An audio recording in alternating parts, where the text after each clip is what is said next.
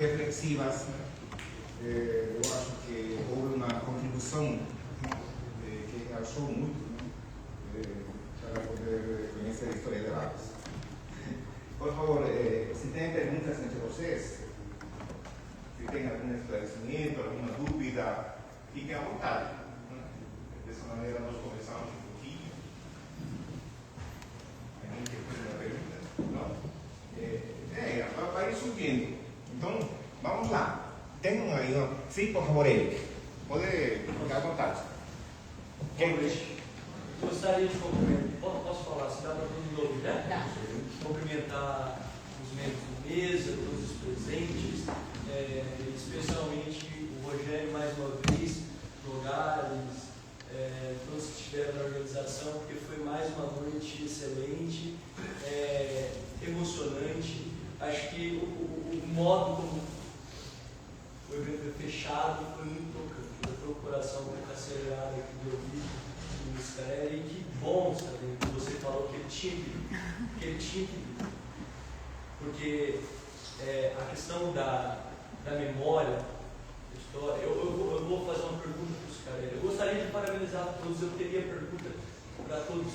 Eu até tive algumas já que fui fazendo, do Gabriel, depois do Vinícius, que tem muita amizade, todos aqui, mas que essa última fala me tocou muito, e a história eu acho que ela tem que ser também, não só algo acadêmico, formal, mas algo que mexe com a gente, como foi essa tua fala, porque é isso que eu acho que tem a capacidade transformadora de evitar as catástrofes, como eu esqueci o nosso amigo falou do Walter Benjamin, o Lucas que falou do Walter Benjamin, né? Eu acho que colabora com o que ele disse ontem, né? De evitar que catástrofes sejam repetidas.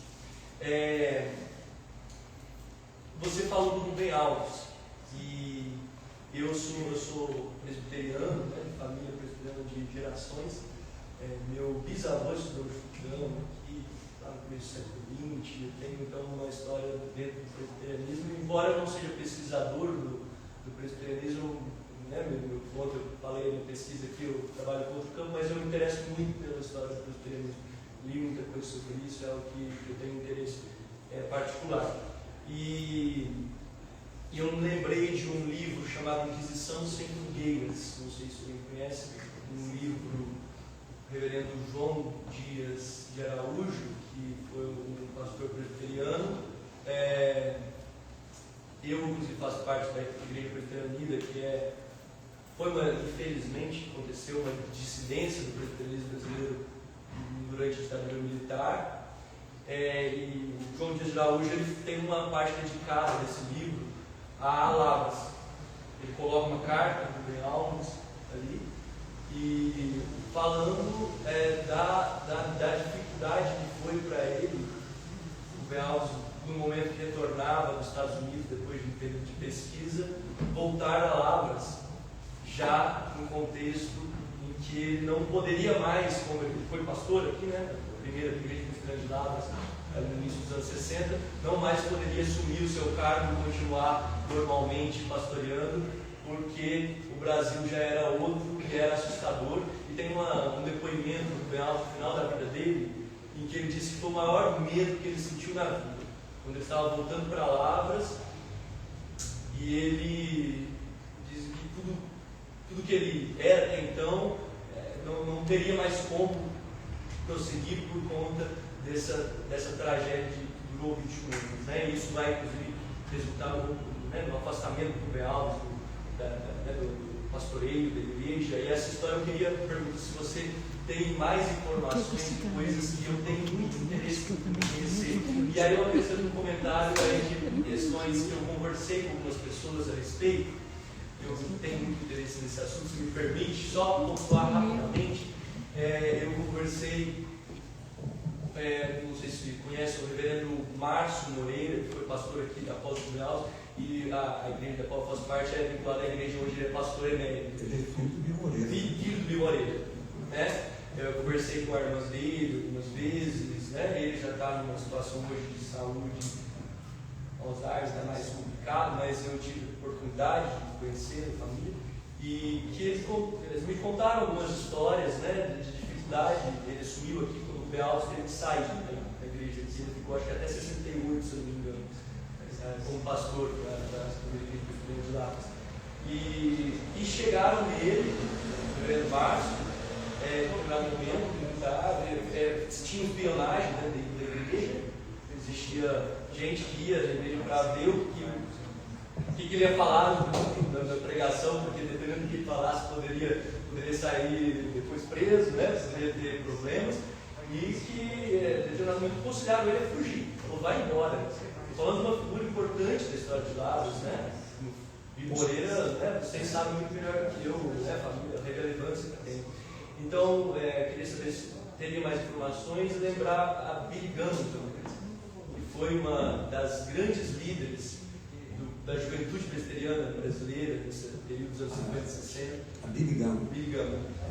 Coordenou jornais, escreveu coisas incríveis e tinha uma atuação importantíssima e que teve perseguição contra ela, ela foi para Brasília, atuou na UNB, depois ela teve uma morte muito suspeita que foi colocada como acidente, porém, e é importante que se diga, a família nunca aceitou como acidente. Veio, né, o corpo, palavras, tudo, mas nunca foi aceito porque pode ter sido, e eu penso assim, um assassinato mesmo, por conta da crítica, da denúncia ao regime militar. Então eu queria que pudesse, desculpe eu me alongar, mas eu fiquei muito emocionado. E eu acho que esse espaço de memória tem que ser colocado, essas questões. Se tivesse um pouco mais de informação para mim também sobre a questão dentro desse ambiente que eu me interesso tanto, protestante, presbiteriano, dessas questões de perseguição. Essa é a minha pergunta. Desculpe o alongamento. Eu tenho muito pouca informação sobre a Billy Graham. Agora, uma coisa que eu posso te adiantar é o seguinte: os presbiterianos em Lápis foram muito perseguidos. Tinha, como você disse, tinha muitas pessoas infiltradas na igreja que denunciavam, né, essa coisa. Sobre o reverendo Bealves, eu vou assumir um compromisso com você. Eu vou te levar na casa da sobrinha dele, que a Gabriela entrevistou. Ela contou coisas fantásticas para a gente, sabe? Contou muita coisa interessante. Ela sabe da história, muita coisa da história dele. E eu faço questão de te levar lá, para você conversar com ela. Tá bom? Pode fazer coisa.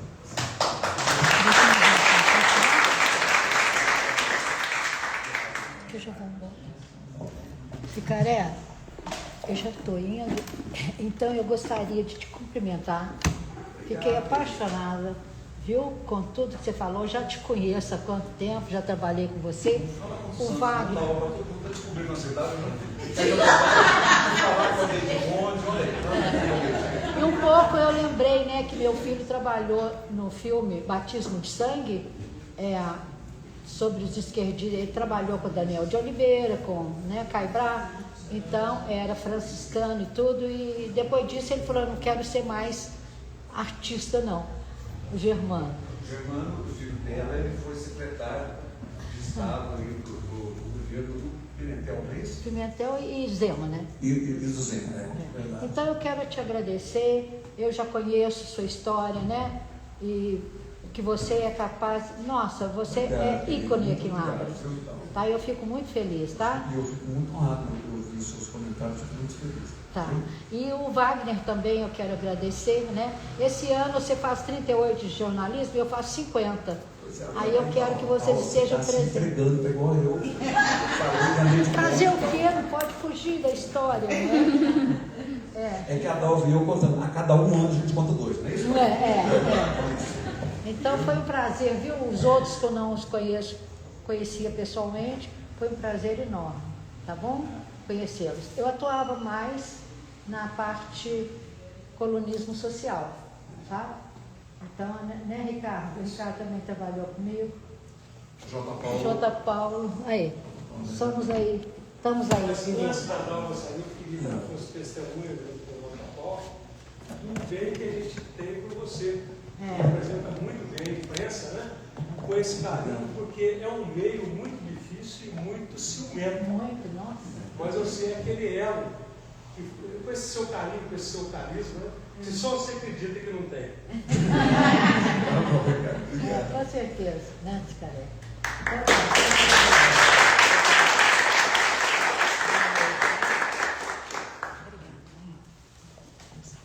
Só aproveitando o gancho com a pergunta do Eric e com as colocações do Cicarelli, a ditadura também alcançou as cidades pequenas. Há pouco tempo, olhando o livro de Tom lá da Paróquia de Luminárias, tem um relato que em algum momento foi colocado um cabo na porta da igreja para ouvir as homilias do padre por 2 ou 3 semanas, para ver que o padre havia sido denunciado lá, o senhor Valdir está vivo até hoje, né? Ele havia sido denunciado que estava subvergindo o povo, então os militares colocaram esse cabo para ficar lá assistindo às missas, e era assim, uma coisa até meio que o povo achava diferente, né? Chegou alguém, ficava lá na porta da igreja, de olho em tudo que o padre falava. E lá no livro de Tom, o padre relata que ele ficava até meio tenso do que falar, de como falar. Eu queria comentar sobre isso também com o Eduardo, e depois quero fazer uma pergunta para o Gabriel. Eduardo, eu convivi com uma professora de história aqui em Lavras, maravilhosa. Você conhece muito bem ela, mas eu não vou falar o nome dela, porque o que ela me contou foi muito interessante. Eu estava me formando em história e eu fui fazer estágio com ela. As aulas dela eram maravilhosas. E, gente, numa época que não tinha tecnologia, era quadro e a fala da professora. Só que ela só dela entrar na sala de aula, os alunos já tinham um respeito, que era uma admiração pelo conhecimento dessa professora.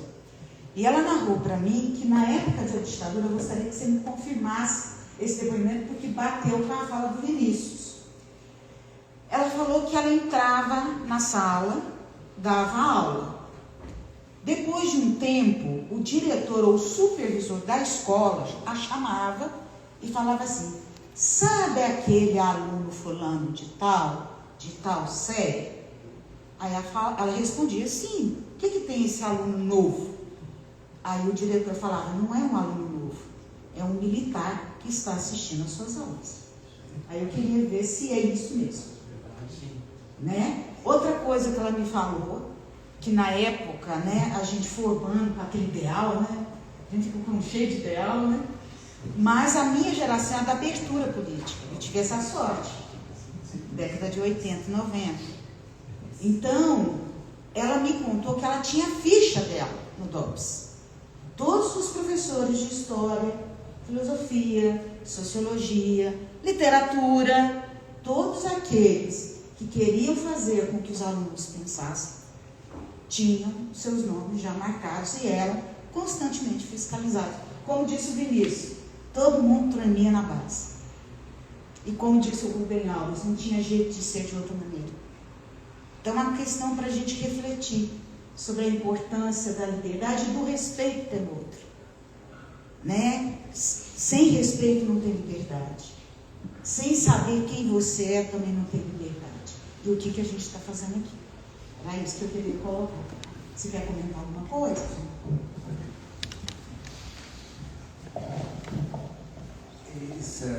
Esse fato de pessoas infiltradas dentro da sala de aula tinha, porque eu tive, quando eu estudava no científico, parece, tinha uma pessoa que estava lá, que era militar também. Eu fiquei sabendo depois que ele andou denunciando os professores. Né? E eu queria também contar uma história que a Sabrina até pediu para eu não contar, mas eu vou contar. É uma história assim, interessante.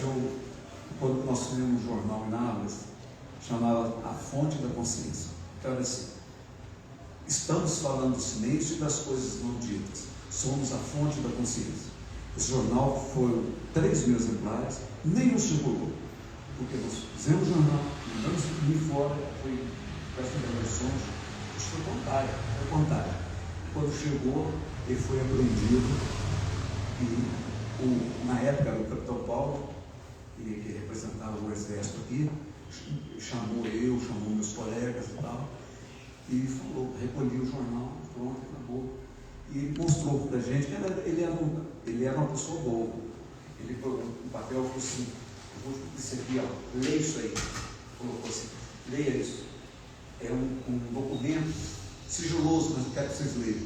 Estava escrito assim, ele respondendo o comando de Pouso Alegre, parece, falando o seguinte, ele falando que nós éramos moleques, mas de uma família boa, conhecia os pais de todos, meu pai, os pais dos outros amigos meus, e a gente era inconsequente, não sei o que e tal, mas que ele havia conversado com os nossos pais, a gente não fazer isso mais, ele falou que a gente não ia mais escrever. Finalmente, foi isso. Nós tivemos um jornal que o jornal fosse com uma tiragem de 3 mil exemplares, 0 circulação. Nem eu tenho, ninguém tem esse jornal. Que ano, Que ano foi? Foi 79. 79. Acho que foi 79. Eu posso estar enganado, sei lá, acho que foi 79 mesmo. Fontes da consciência. Mas na minha cabeça, nós estamos falando do silêncio das coisas não ditas. Somos a fonte da consciência. Hoje que eu preciso esperar, hoje. Mas eu quero saber, não quer. Conta é o seguinte. Não é essa parte não. Não quer que eu conte, eu vou contar. Quando teve o pessoal foi indenizado, né? Foram vítimas da ditadura.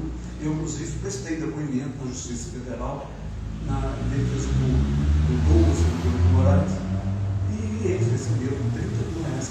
Eu falei para o papai, por causa do senhor eu perdi 30 mil reais. Ele disse, pois é, mas você ia levar um pau lá em Pouso Alegre, você perdeu.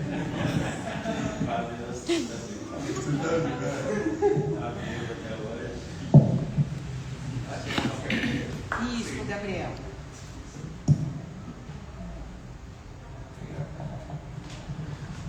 Gabriel, você apresentou para a gente a questão da cerâmica.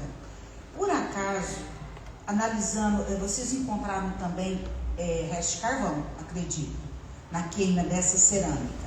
No caso, qual é a técnica ou a forma que esses homens e mulheres originários da nossa região fabricavam ou produziam fogo? Vocês têm uma ideia disso? E uma coisa será da outra, né? Cerâmica só precisa de fogo. É curioso isso.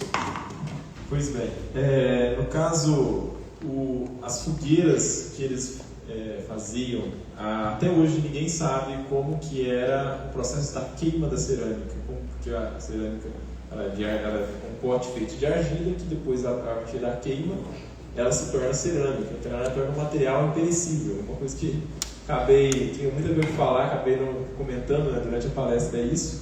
Então por isso que a cerâmica fica, ela preserva junto com a lâmina de machado, tudo que é rocha.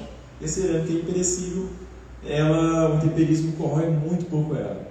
Então essas fogueiras antigas que eles faziam ainda a gente não tem, a gente só tem ideia pelo resultado que se deu, são os potes. Mas a gente não tem ideia se eles poderiam fazer, por exemplo, no barranco, você cavar um buraco no barranco e ali por baixo fazer uma espécie de forno, que aí você alcançaria temperaturas muito mais altas e tudo para aumentar ainda mais a qualidade. São peças que têm uma qualidade muito difícil de serem replicadas a modo de fogueira hoje em dia, porque a gente não tem a expertise que eles tinham, eram séculos fazendo isso, mas a gente não tem ideia ainda de como que eram essas fogueiras.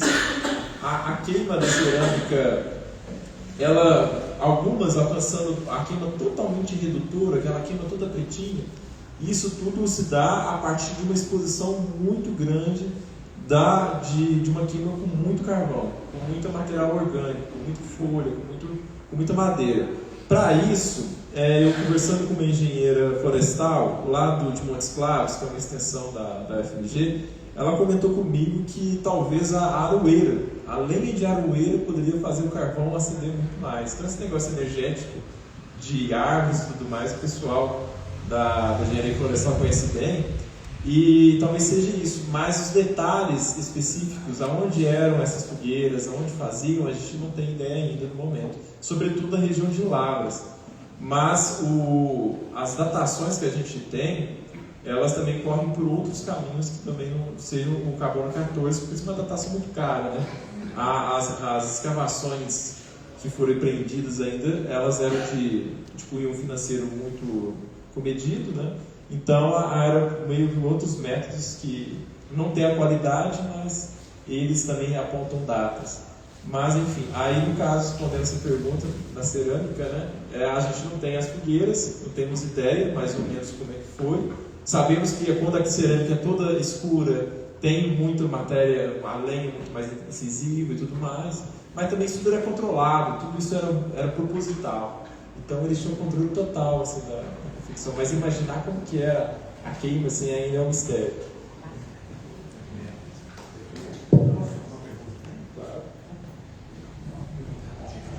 Eu, há muitos anos, fui buscar meu pai no grau.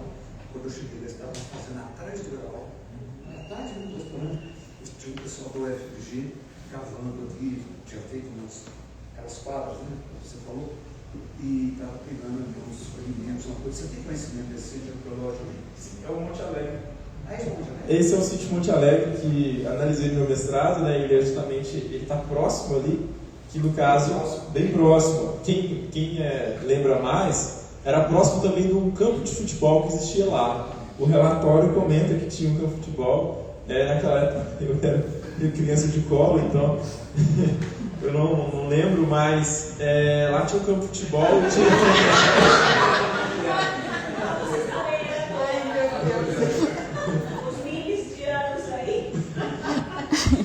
Mas realmente há também a duplicação. Aí boa parte dos sítios que a gente conhece justamente é pelo licenciamento ambiental da represa da hidrelétrica, como da mesma forma que quando vai fazer toda a inundação, você chama os biólogos, vão lá, coletam os animais, também chamam os arqueólogos para fazer o estudo e também coletar os artefatos que estavam. Então fez todo um mapeamento prévio no caso, da onde havia na represa e também na Fernão Dias também foi durante a duplicação. Teve esse sítio, que é o sítio que, no momento que a gente tem noção que é um dos mais numerosos, já tinha quantidade de artefatos, ali havia um local muito incisivo e próximos justamente à margem do Rio Grande, né? Não cheguei a comentar aqui, mas a média, esses sítios sempre estão ali próximos, e a média é mais ou menos de 700 metros próximo das margens. Então, alguns estão lá para 1.400, outros estavam a 200, sempre próximo das margens do rio. Então, ali também, com certeza, há muito mais outros sítios, há rio abaixo, né, descendo toda a foz dele, com certeza há muito mais outros. E aproveitando ainda a pergunta do Cicarelli, né, eu até já perguntei isso para o Gabriel, nas nossas conversas aí do dia a dia, também se você lembra, quando na inundação da usina eu cheguei a ver uma foto, há pouco tempo alguém me mostrou uma foto de uma urna grande de cerâmica, foi encontrada perto de Lituruna, né, eles tiraram lá, essa urna não sei se ela está em poder da UFLA, se está com a aliança, mas uma urna assim bem significativa, um vaso bem grande e com bastante coisa dentro. Eu vi essa foto desse vaso que foi tirado.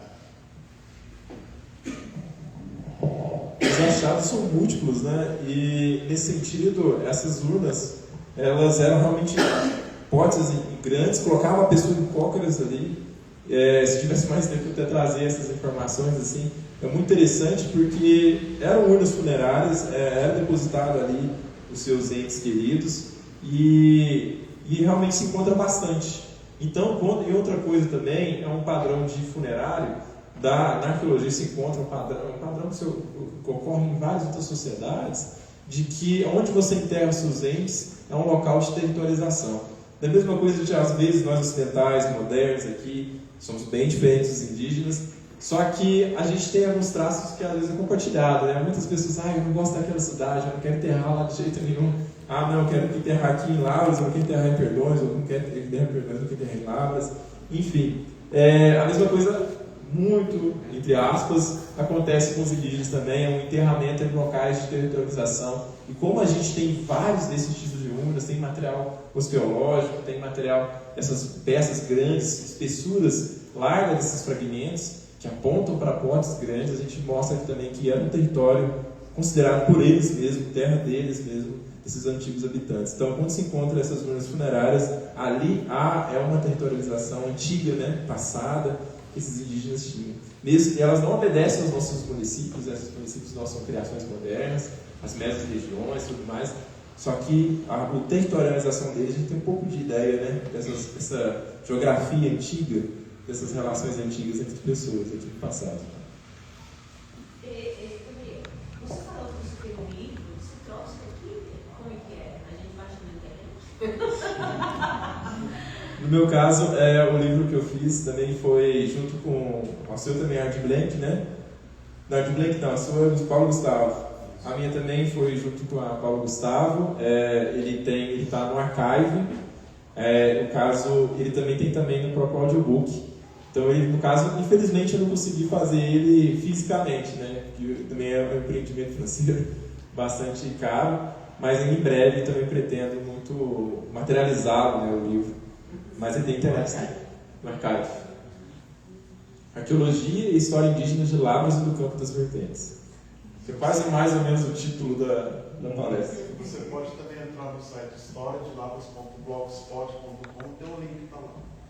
No site do Giovanni, logo à direita, assim, já está o... Onde as lavras dos tempos. Isso. Muito obrigado. Sim, Vou para o Vinícius, posso? Também? Vinícius, eu acho que a tua fala, né, ela me fez pensar muito a respeito da questão da importância de Lavras, o tanto de estações eu não sabia, você ensinou muita coisa aqui hoje. Hoje, assim, eu fiquei um pouco surpreso, eu não sei, eu vou, talvez, a pergunta pode ser fruto da minha ignorância também. Eu penso que essa questão da memória, de tudo que você falou, me parece pouco falada, disponibilizada, monumentalizada, embora eu sei que tenha espaços aqui, né, estações. Como você acha, indo direto ao ponto, que todo esse conhecimento teu, ele pode ter um impacto hoje pensando na preservação da memória, pensando na questão das políticas públicas que envolvem a questão cultural da cidade? Como que você faria essa associação, entendeu? De tudo que você tem hoje. Assim como o Lucas falou ontem, estava até lembrando aqui da parte da água, né? Que a pesquisa que ele estava fazendo, né, da questão da água lá em São Lourenço, assim, teve um impacto ali numa formulação até de lei, que depois colocou a água, é isso mesmo, né, como patrimônio ali, né, e depois isso virou uma lei estadual também para outras cidades, que abrangeu Poços de Caldas, as outras cidades mais, né? Como você vê essa relação, então, entre o que você pesquisou e outras pessoas dentro dessa área, com essa questão do presente, da memória, da preservação, tudo mais? Não sei se ficou claro. Pelo que eu entendi, assim, eu acho que a gente precisa se movimentar. Um evento igual esse hoje, a gente está ocupando um espaço, nós estamos aqui pesquisadores, entusiastas, a gente está aqui se movimentando para trazer essas informações para a população. No início dessa lei Paulo Gustavo, houve até quase que o retorno de verba para o governo por falta de pessoas, de candidatos que queriam trazer a história. Hoje já tem muitos que não são contemplados porque tem muita gente.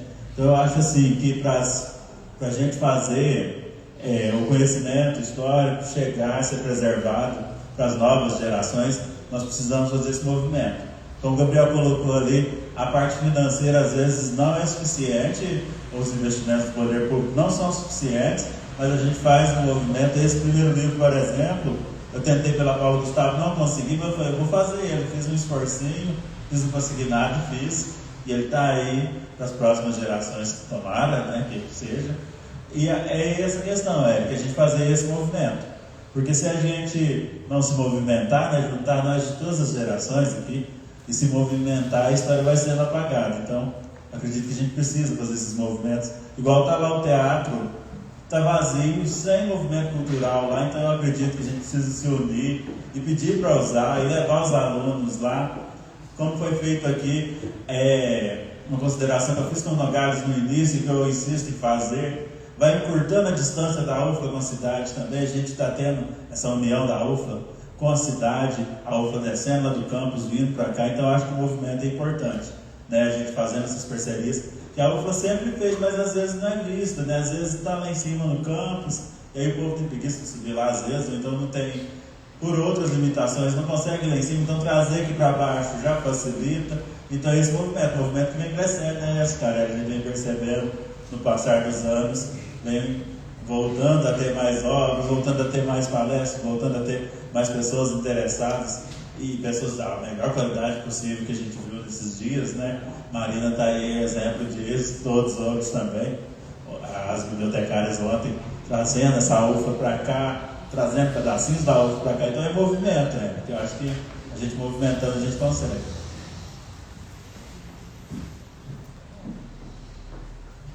Obrigado, Vinícius. Tem umas perguntas. Cicarelli, esse evento, você conhece muito aqui de jornalismo de Lavras.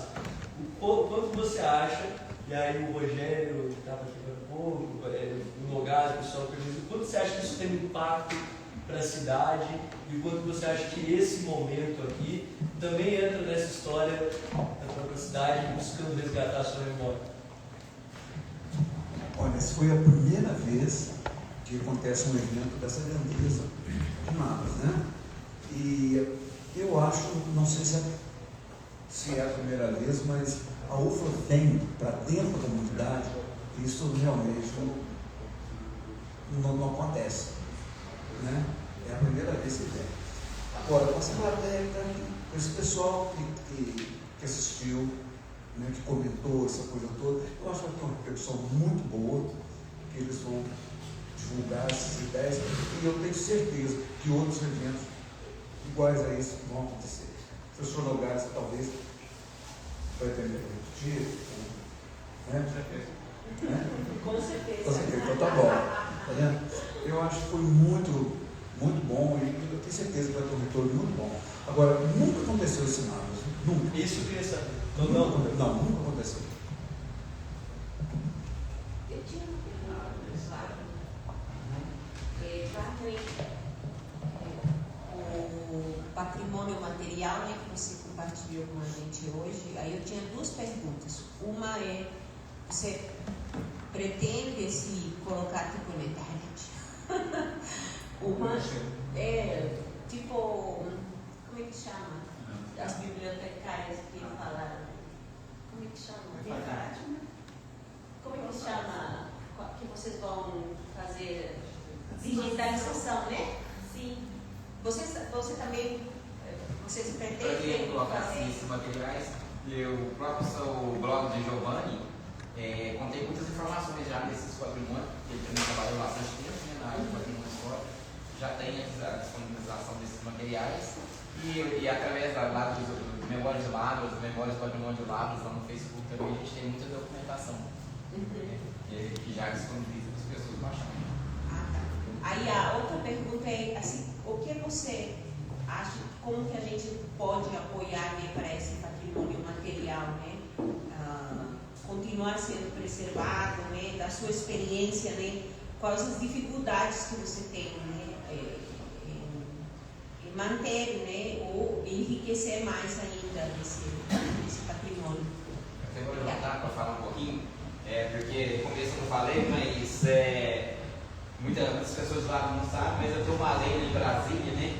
Eu sou do primeira turma de turismo de Lavras, pela Faculdade Presbiteriana do Gama, e quando eu comecei meu trabalho, a primeira coisa que eu fiz era fazer um levantamento de turismo da cidade, porque desde a década de 30 já se falava em turismo em Lavras, existem livros que falavam sobre turismo, mas não tinha os profissionais e a profissão não era reconhecida. Então eu comecei um trabalho de pesquisa sobre Lavras, né, e hoje Lavras está na estrada real, graças ao trabalho que nós fizemos na Secretaria de Turismo, né, na época nossa. A gente fez um documentário aí com muitos documentos, muitas fotos sobre a questão, a infraestrutura da cidade, que envolve a rede hoteleira, os hospitais, a UFM principalmente. Então esse trabalho a gente acompanhou, eu acho que para acontecer o que o rapaz perguntou sobre a estação lá atrás, né, para acontecer a preservação, tem que mobilizar primeiro a liderança política. Nós estamos ali com o vereador, né? Tem que partir da liderança política, né? Porque às vezes, até falei com o Rogério essa semana, que eu estou muito desanimado com o patrimônio, né? Literalmente, porque a gente vê a pessoa investir o dinheiro do patrimônio em outras áreas, né? E não investe no patrimônio. Né? A gente tem esse tanto de estação que o nosso colega falou, mas não tem medidas que são tomadas em prol do patrimônio histórico. E aí com isso a gente vai se perdendo. Eu ia falar a respeito hoje que isso é uma perda de memória. Né? A gente perde essa memória, quando a gente volta já não tem mais. É o que está acontecendo com esse patrimônio em Lavras. Eu faço que seja uma perda de memória. A memória de Lavras, o centro da cidade, que poderia ser um centro histórico, já está com pouquíssimas casas, né? Essas estações já estão tudo em estado, vamos falar de calamidade, né? E a Costa Pinto hoje já está basicamente desativada, a linha férrea, né? E aí só está a construção naquele lugar. E aí é feito através de lei, né? E da população. Né? O Cicarelli falou que esse evento nunca foi feito, né, Cicarelli? Esse é o primeiro passo, tem que mobilizar as pessoas e depois chegar na liderança política. E para a gente ter realmente um valor desse patrimônio, porque ele tem um valor para mim, tem um valor para o Cicarelli, né? Mas para as pessoas que estão vindo agora, eles estão pensando em tecnologia, prédios novos, muito vidro, muita coisa, e esquece que esses prédios antigos, né, passaram muitas pessoas importantes da cidade, né? A história da cidade está nesses prédios. Né? Então é isso que a gente tem que manter, é o que não acontece. Igual fez o tombamento recente do campo histórico da UFO, é muito importante porque aquelas construções já não existem mais igual aquelas. As pessoas que fizeram, e a gente não consegue fazer uma réplica. Até o Rogério trouxe a maquete, eu fui tentar fazer uma maquete da casa do bonde. É claro que eu não sou profissional igual o profissional da época, provavelmente aqui próximo ali, né? Nem que seja 1%. Era uma construção que existia próximo, esse cara que falou do bonde, bem aqui de frente, que foi demolida. É uma réplica de construções da Europa muito importante para a questão da cidade. E aí, voltando à questão, eu fui convidado a fazer um projeto para a Câmara dos Deputados em Brasília, tanto que eu fui homenageado, trabalhando a questão da BR-265, que é essa BR que a gente tem em São João del Rei, pega Tiradentes, São João del Rei, vai Barbacena, e ela vai para lá, vai para São Paulo, para o norte de Minas. Então, eu fiz um projeto turístico que era um levantamento histórico e turístico dessa região toda do BR-265, mais de 100 cidades, e também aquela questão de colocar um nome para a BR, porque então a BR não tinha um nome, igual a Fernão Dias tem BR-381. E esse projeto foi lá, eles me convidaram, fui lá em Brasília falar com os deputados, foi feito um livro, né, tem essa questão do projeto, e o projeto está em votação, aguardando apenas a boa vontade dos políticos aprovar a lei para que essa região nossa, que é uma região turística, né, basicamente assim, a gente tem as primeiras faculdades de turismo aí, vamos falar que é do Brasil, pudesse estar assim mais na mídia. Mas se não houver esse envolvimento da população, dos profissionais que são os principais, se os profissionais não se unirem e não chegar junto, vamos falar assim, infelizmente a gente vai perder os patrimônios, a nossa história vai ser perdida, porque assim, hoje a gente está aqui, amanhã a gente vai estar em outra geração e a nossa história vai ficar se perdida. E aí as outras pessoas não vão ter esse documentário mais, não vai ter mais livro, né? A não ser aqueles que fizeram, deixaram o seu legado. Quem não fez o legado, infelizmente, vai ser esquecido. A questão da minha preocupação com a questão da memória, da gente manter essa memória independente de qualquer coisa. Esse cara acho que quer falar alguma coisa aí? Não, eu queria só comentar sobre a manifestação aqui. Ela é aqui de frente, onde tem esse prédio aqui, que a Patrícia tem uma coisa curiosa, Patrícia. Aqui foi o cemitério. Né? Em 1853, quando inauguraram o outro, eles construíram uma praça, que vocês sabem disso, na Praça Barão de Lavras. Era uma praça, seria interessante se fizesse um trabalho com essa praça que existe mais. Porque é muito interessante a Praça Barão de Lavras.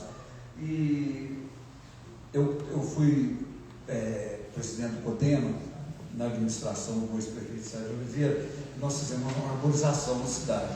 Aqui nós plantamos 3 árvores. Assim, e essas árvores nós alinhamos, nós marcamos um piquete aqui, outro aqui, e pegamos o meio, fomos, e tinha o operário lá que foi fazendo o buraco e plantando as árvores. Estava eu e o Salomão Capidério do IE, lá na marquise ali, aí o homem que estava falando, ele parou, aí nós olhamos e tirou o chapeuzinho e ficou fazendo assim. O Samuel está chegando, nós chegamos, ele tinha pedido que deu 8, porque ele era assim, ele era africano, se a gente não parasse, ele ia sair lá no Japão, a gente ia lá no Japão. Aí parou, ficou pensando, nós chegamos lá, tinha uma sepultura ali. E a coisa mais incrível, tinha pedaço do caixão com tecido ainda.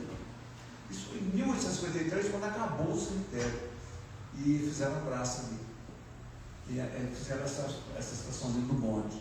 Aonde é esse prédio aqui? Mas uma pesquisa arqueológica do Qual que seria o nome da rodovia? BR-265, Caminho Real.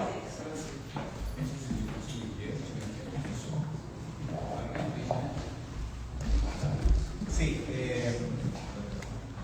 tem mais algumas perguntas? Tá bom. Pode. Na verdade, não é uma pergunta, mas um pedido ao Cicarelli. Anos atrás eu tive um professor, Renato Lebeck, me ensinou assim, a gostar da história de Lavras. Queria que você trouxesse para a gente assim, uma curiosidade, alguma história assim, entre vocês, uma curiosidade sobre ele e também a importância da família Lebeck para Lavras. O Renato Lebeck, ele era neto do Rudolfo Estados Lebeck, que era um letão que veio para cá. Ele casou-se com a dona Francisca, que era irmã do Fernando Costa, certo? E o Luiz Teixeira da Silva, não sei se vocês conheceram aqui, esperantista, ele correspondia com muitas pessoas lá na Europa, e uma vez ele recebeu uma carta de uma pessoa perguntando para ele se ele sabia de alguma família Lebeck aqui no Brasil. Ele falou, olha, são meus vizinhos, inclusive. Aí ele falou, eu te vi o Lebeck. Aí o rapaz mandou para ele, lá na Letônia, tinha uma medalha assim, uma comenda, com o nome de Rudolfo Estados Lebeck, sabe? Que era o avô do Renato. O Renato foi meu vizinho, foi meu amigo de infância, de adolescência, e quando ele morreu para mim foi um golpe muito grande, pessoa fantástica. O Renato, ele era tudo que ele valorizava tudo para ele tinha um valor extraordinário. O Giovanni também conviveu com ele, sabe? Uma vez ele me levou na casa dele, vem cá, quer te mostrar uma coisa e tal. Chegou lá, tinha uma geladeira azul, enorme. Ele abriu a geladeira, sabe o que tinha na geladeira?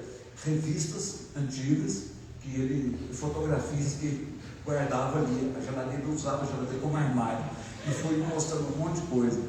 E o pai dele, eu foi uma pessoa solidária, uma pessoa inteligentíssima, né? O Renato, você foi aluno dele? Fui. É um privilégio. Pré, tive bastante contato com ele assim, mais fora da escola mesmo, durante a escola. Renato era uma pessoa... Ele fazia, se não me engano, ele fazia arte do membro dos antigos de Lavras também, entusiasta do automobilismo. Assim, eu conheci mais ele nessa área, né, nessa vertente, mas o primeiro contato que eu tive com ele foi na escola. O Renato, o Tídio, aproveitar que você está aqui, o Renato é uma pessoa que merecia uma homenagem de cidade. Ele tinha uma oficina lá na igrejinha? Não, o Renato oficina não, quem tinha oficina na igrejinha é o irmão dele, Rods. Mas era sobre o Lebeck. Rods Lebeck. O Rods é vivo ainda. O Renato era uma pessoa assim, merecia uma homenagem. Você não concorda comigo? Uma rua, uma coisa. Pensa nisso aí, que você puder fazer. Funcionário público, viu? Professor da rede municipal. Verdade. Eu acho que aí já está saindo 10, eu acho que esses encontros, além de reviver histórias, ficar emocionado com a fala do Cicarelli, eu acho que também a gente precisa sair daqui com coisas reais, ideias, o Vaguinho também já levantou propostas, envolver a Câmara de Vereadores, sendo eu meu primeiro mandato, eu me disponho a ser a porta dessas ideias, viu, Vaguinho? A gente possa estar conversando com a Câmara de Vereadores, essa proposta do Cicarelli também, de fazer uma homenagem a atores e atoras da cidade que a gente, às vezes, não conhece. Não conhecer, e desconhecer não é verdade. Pode ter um esquecimento a partir do momento que você conhece. Então, assim, eu acho que a gente vai levar essa proposta, viu, Cicarelli? Eu acho que também você pode trabalhar. Ficamos satisfeitos. Eu me comprometo a estar levando na Câmara de Vereadores essa proposta. homenagem. Tá? Muito obrigado.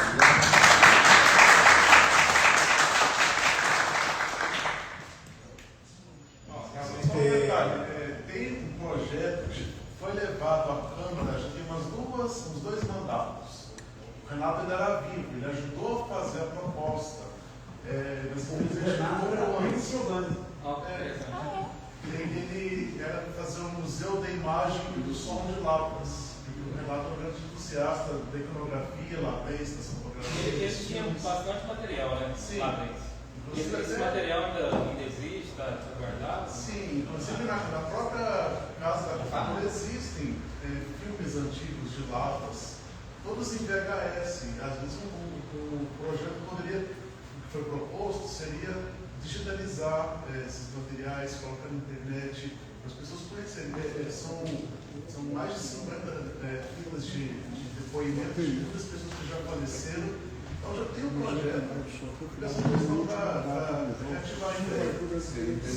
Vamos montar uma comissão formal aqui de tantos entendedores e conhecedores do IBEC para a gente materializar isso, né? O companheiro nosso no mandato também. Se carrega, a gente ajudar essa turma boa e materializar isso. Eu estou acompanhando aí, também como historiador. Que o é capaz só de abrir as portas da Câmara. A minha esposa é assessora do TID, né? Eu sou assessor do mandato do TID, né? E eu falo que eu sou assessor da assessora dele. Então, eu me comprometo também aí como alguém entusiasta da história, da cultura, da memória, a trabalhar, fazer alguma coisa para conhecer. No caso de saber, né? A dona do jornal que eu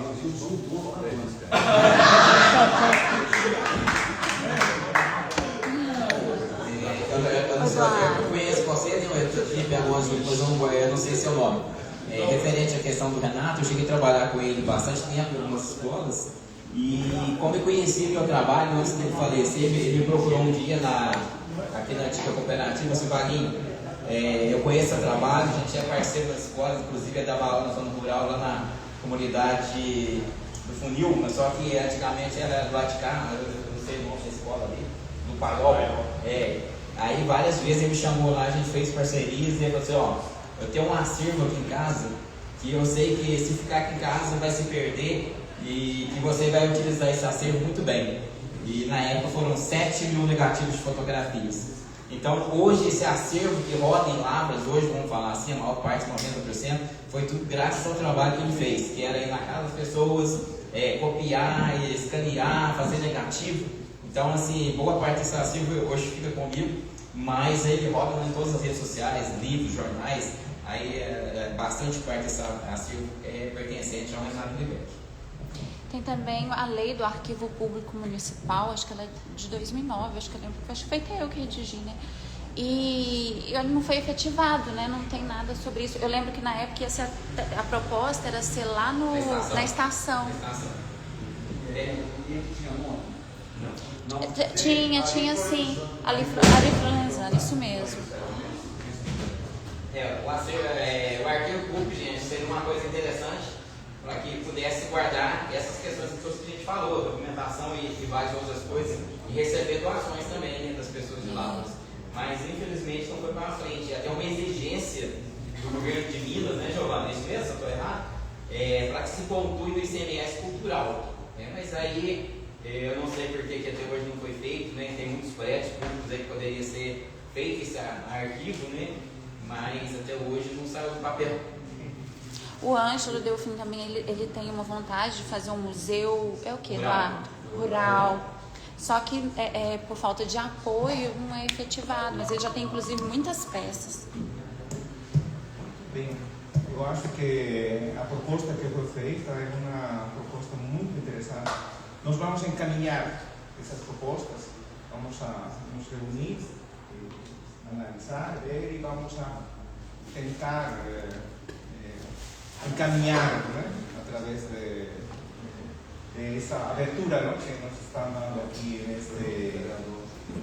neste evento. Eu acho que é uma finalização deste evento, não, oportuna, importante para Lavras, né? Eu acho que eu queria primeiro agradecer aqui a todos os palestrantes, né? O Wagner, Gabriel, Cicarelli, Gabriela, Vinícius, né? Que estiveram hoje, não? Foi uma noite intensa, emocionante, né?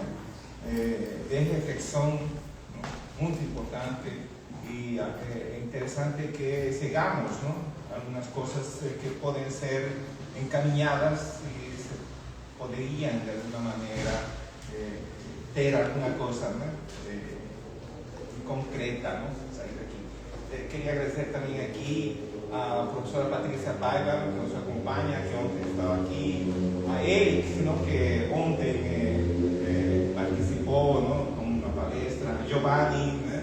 Então, foi um evento enriquecedor. Foi um evento enriquecedor, mas eu acho que estamos fazendo história, não? Pequenina, não? Mas eu acho que é muito relevante.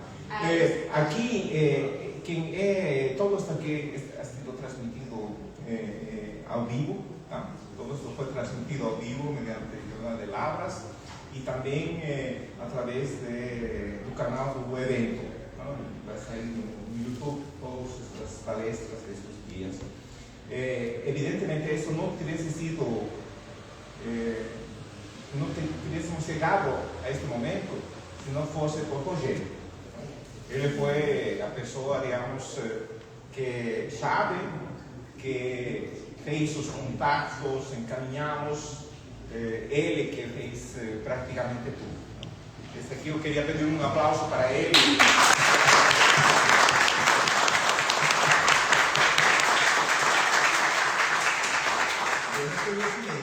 Reconhecimento, agradecer a todos vocês, né? Foi uma noite emocionante, não? Muito importante, temos que resgatar muitas coisas aqui.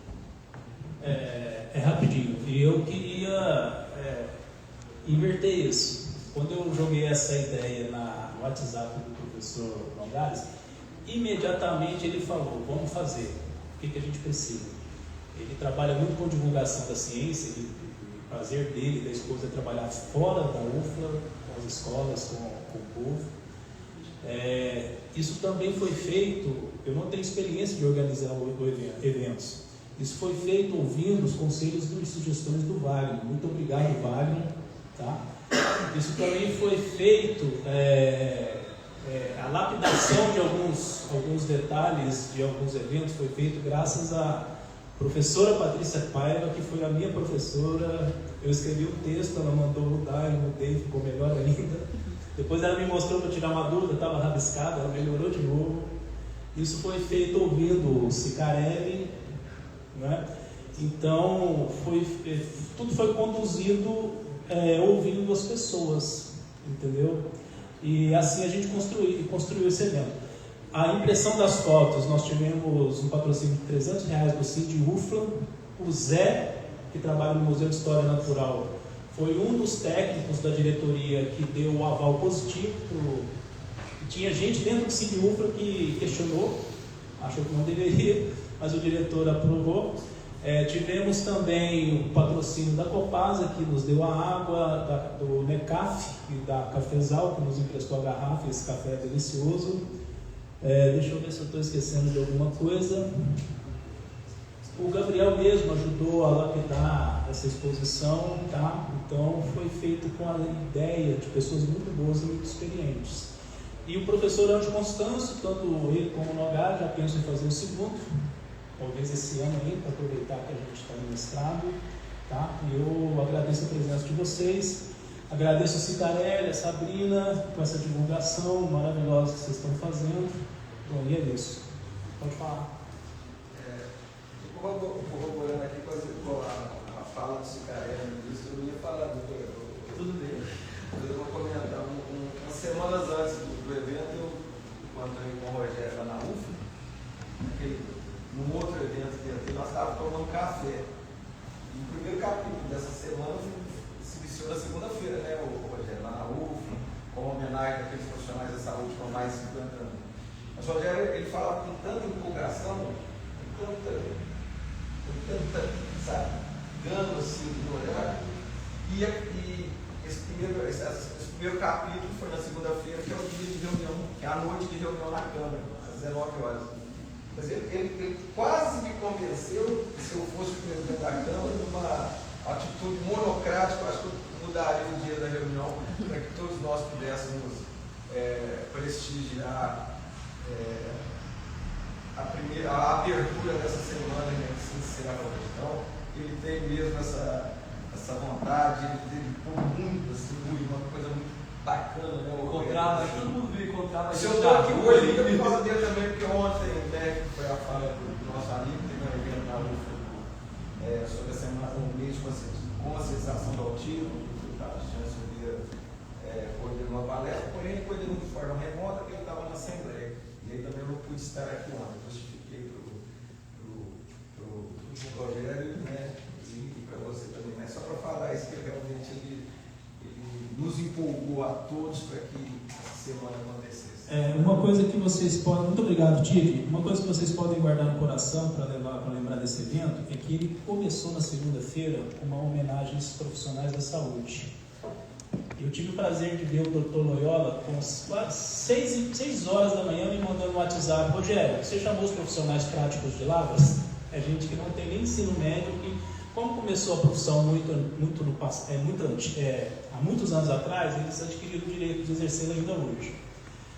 Só que o Dr. Loyola não sabia. Eu encontrei com ele na praça, ele apontou para trás: você chamou o Dr. João, o João da farmácia? O João já tem curso, ele fez curso depois. O Dr. Loyola me cobrando. Eu considerei essa experiência assim, muito positiva. Ver um médico especialista em pediatria, formado no FMG, pedindo para levar quem não tem nem ensino médico a ser homenageado. Então, guardem uma lembrança desse evento. Começou na segunda-feira com uma homenagem especial, inédita para Lavras, inédita para a UFA, segundo o professor Volpato, isso nunca aconteceu. Homenagem aos profissionais da saúde com mais de 50 anos. Um deles tem 80 anos que ele trabalha em farmácia ainda, o João da farmácia. O Enio 75, e terminou com uma defesa da liberdade e ditadura nunca mais. Tá? Então, muito obrigado. Finalizamos aqui, muito obrigado, boa noite a todos e a todas. Até a próxima. Até a próxima.